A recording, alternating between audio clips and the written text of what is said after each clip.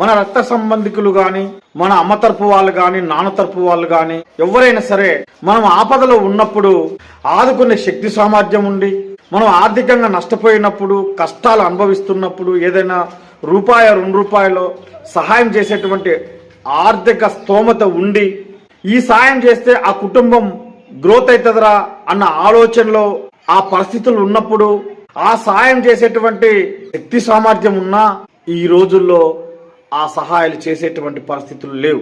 వాడు సొంత అన్నదమ్ముడైనా, తోబుట్టువులైనా, బంధువులైనా సరే ఎవరైతే ఈ విధంగా సహాయం చేయకుండా ఉంటారో వాళ్ళు కూడా ఖచ్చితంగా కష్టాల పాలవుతారు. ఒక్కసారి ఆలోచించండి మిత్రులారా, మనకు చేయాల్సినటువంటి సహాయం మన దగ్గర ఉండి మనం చెయ్యకపోతే మనం వాడికి ద్రోహం చేసినట్టు, అంటే నువ్వు పాపాన్ని మూట కట్టుకుంటున్నట్టే.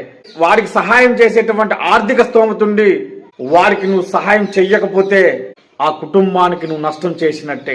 ఒక మాట చెప్తే ఆ కుటుంబంలో ఆనందం, సంతోషం ఉంటుందన్న ఆలోచన ఉన్నప్పుడు నువ్వు ఆ మాట సహాయం చెయ్యకపోయినా ఆ పాపాన్ని నువ్వు మూట కట్టుకున్నట్టే. ఇవన్నీ కూడా ఎవరైతే చేసేటువంటి సామర్థ్యం ఉంటుందో వాళ్ళు చేయనటువంటి వాళ్ళకు ఖచ్చితంగా వాళ్ళు ఆ పాపాన్ని అనుభవిస్తారు. ఏ రూపంలో అంటే తనకున్నటువంటి బిడ్డల రూపంలో వాడు ఖచ్చితంగా అనుభవిస్తాడు.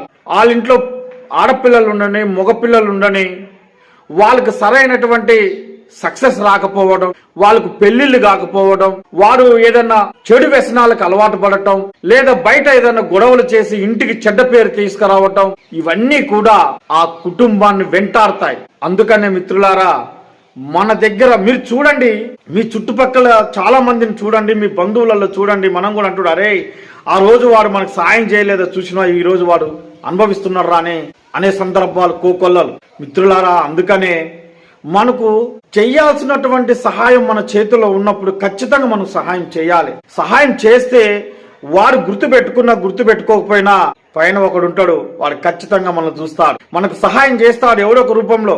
కానీ నేడు అటువంటి పరిస్థితి లేదు. పోతే పోని ఏమన్నా కానీ నా కుటుంబం వరకైతే బాగుంటే చాలు, నాకు ఇంతకంటే ఏం కావాలన్న ఆలోచనతో ఉంటాడు. అలా ఉన్నప్పుడే ఇవన్నీ కూడా వాడికి చుట్టుకొని వాళ్ళ కుటుంబంలో మనశ్శాంతి లేకుండా, సంతోషం లేకుండా, అందరూ కలిసిమెలిసి ఉండలేని పరిస్థితులు ఏర్పడి ఆ కుటుంబంలో అనేక ఇబ్బందులు ఎదురవుతుంటాయి. ఒక్కసారి మీరు కూడా ఆలోచించండి.